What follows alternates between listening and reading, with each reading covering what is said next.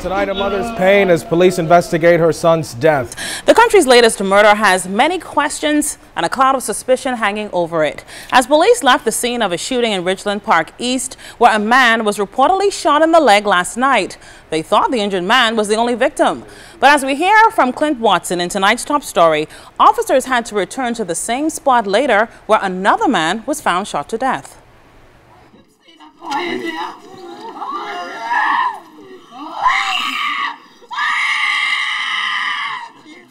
The anguish and pain of the mother and sister of 38-year-old Rolando Smith is evident.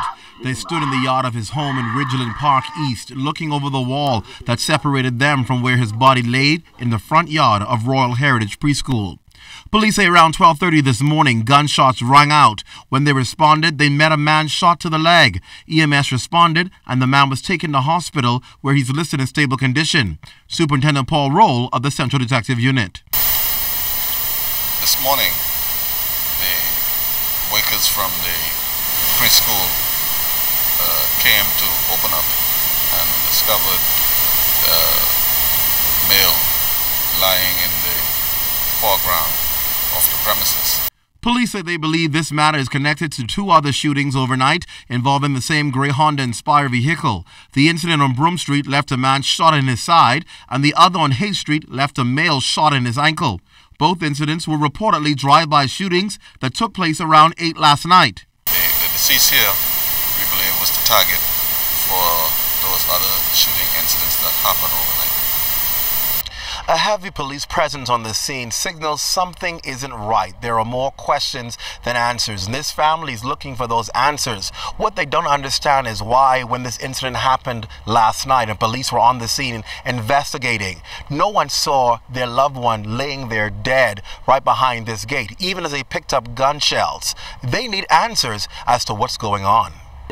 There's a loving, kind-hearted person with two little baby children. He tried to struggle and take care. Somebody shot him. Nobody knows who shoot him. This is the second time they shoot him. The government need to do something about all this murdering. Hang the buggers! Hang them!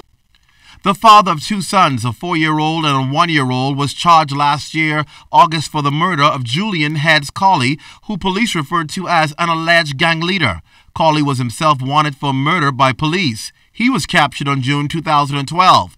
A year later, on April 17th, Colley, who was out, was murdered.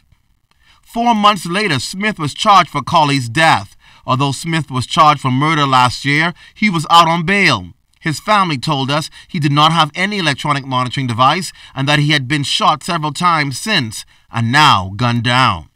Police who have normally spoken up in the past about this so-called revolving door of bail and persons charged this time did not comment. That's my press director says thank you. Thank you very much.